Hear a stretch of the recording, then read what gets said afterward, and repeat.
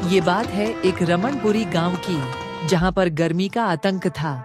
सब लोग गर्मी से बेहाल थे। उसी गांव में दो घर थे।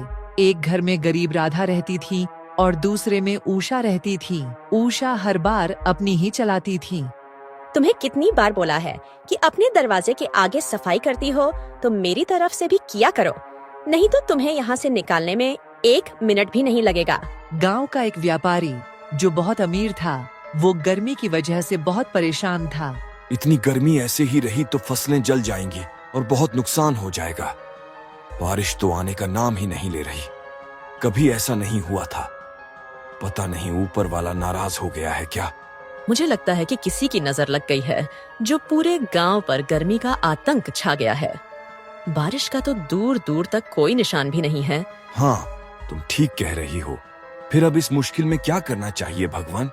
मेरी नजर में एक दूनी बाबा हैं, जो इस मसले का हल जरूर बताएंगे। आप उनके पास जाकर देखो।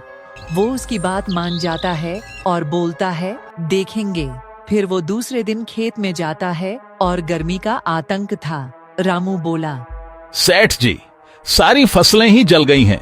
मैं तो यहाँ अब नहीं काम कर सकता। गर्मी की वजह से मैं भी बीमार पड़ रहा हूँ। आप किसी और को रख लें काम पर।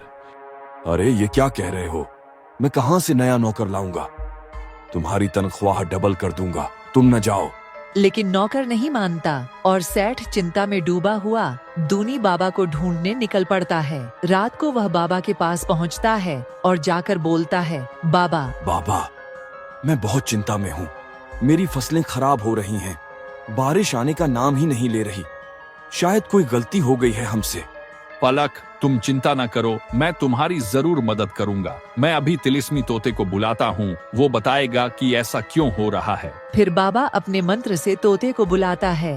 तोता उड़ता हुआ आता है और बोलता है, मैं जानता हूँ तुमने मुझे क्यों बुलाया है।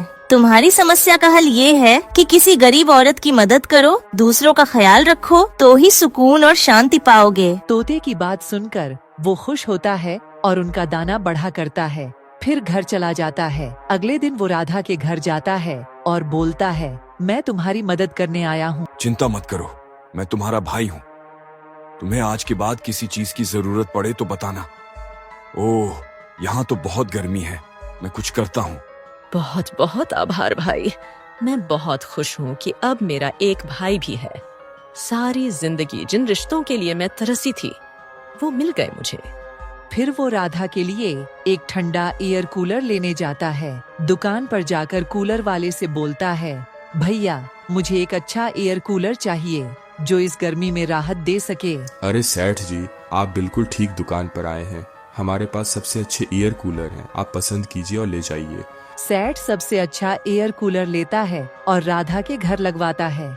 उसकी ठंडी ठंडी हवा से राधा बहुत आनंद लेती है और बोलती है, वाह, अब तो गर्मी का एहसास ही नहीं हो रहा। सेठ जी, तुम अब खुश हो ना?